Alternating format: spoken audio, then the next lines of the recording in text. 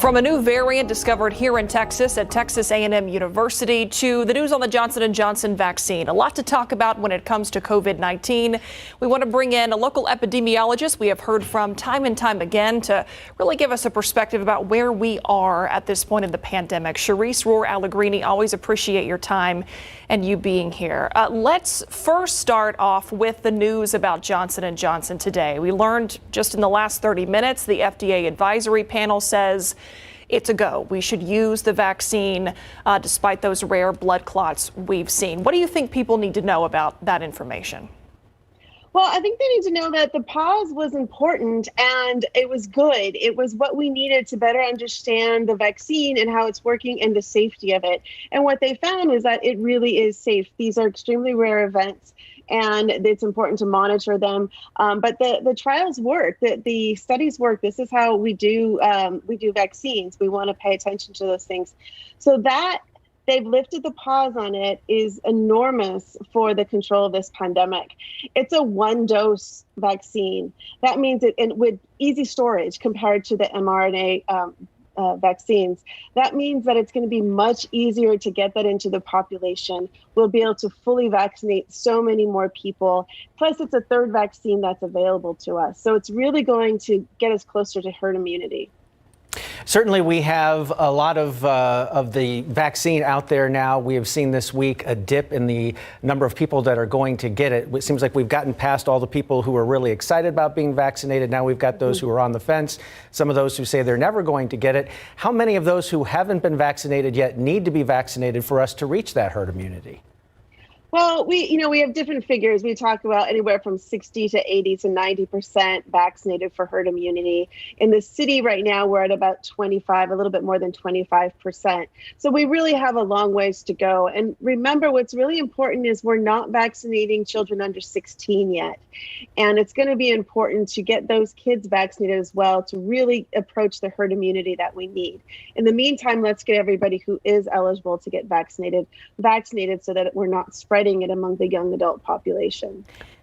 And, when it comes to all those numbers in terms of where we are now, the percentages, I like talking to experts like you because you look at those numbers and I like knowing how you feel about them because I think that gives an indication to the rest of us maybe about where exactly we are. So in terms of where we are locally, do you think we're close to the end of this? Are we seeing a light at the end of the tunnel or we still have a lot of work to do? I feel like we see a light at the end of the tunnel, but every time I feel like we're getting closer to it, it gets beyond our reach. Our numbers have gone down, but they're still consistently higher than I feel confident in saying that we're close to the end of this. I think that we are getting there, but we really need to get ahead of it with the vaccine. We can get upwards of 50% of our population vaccinated. I'll feel a lot more confident. But, we still have, I've been saying the same thing for the last few months. We still have more cases on average per day than we did in June of last year. And that was right before the surge. And I keep expecting to not have to say that anymore. And unfortunately, I do. That means that we're still having many cases. And that's going to be important because we can't control the spread if we have too many cases per day. That means we don't have the resources to really do the contact tracing and case investigation, and hospitals become overwhelmed. So we're at that point where it can quickly grow exponentially if we're not careful. That means that we need to stick with all those precautions that we've been taking and get everybody vaccinated. Certainly one of the concerns out there are all the different variants of COVID-19. This week, we learned that Texas A&M discovered a Texas variant. How much of a concern is that for you? It's concerning. The virus mutates. That's normal. One case, one strain, one infection doesn't scare me too much. It worries me when we see it in a lot of people. So far, it's very isolated, and this is why it's important to monitor these things very closely. It is a concerning variant. We need to keep a close eye on it. We need to really look at the population around this individual to see if they have the same variant.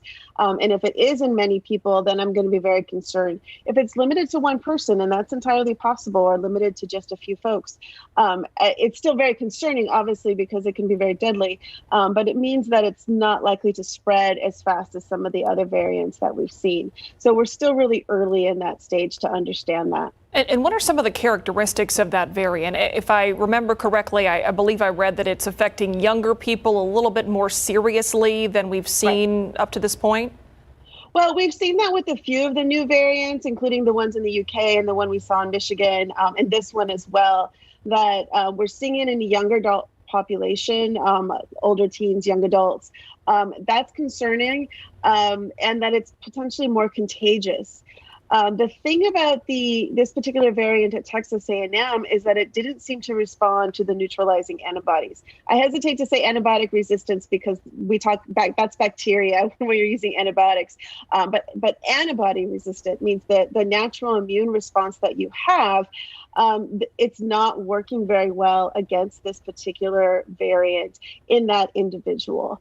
So what we'll really need to do is study it more to see if it's spread in others. But that is a concern, that our bodies aren't responding, or that the vaccine, importantly, the vaccine is not producing the antibodies necessary to target that particular strain. Until now, the new strains that we've had, while they've been more contagious, the vaccines that we have worked against them. If this one is one that the vaccine doesn't work against, then we're going to have to really reevaluate the vaccines and get something new out there. And we've talked about how the vaccination effort is a rush, essentially a race against these variants. So very important for people to take that opportunity, which are widespread at this point. Many ways to get the vaccine. It's so easy to get the vaccine right now. Please go out and get it. Absolutely. Cherise Rohr-Allegrini, as always, thanks for your time. Thank you. We'll be right back.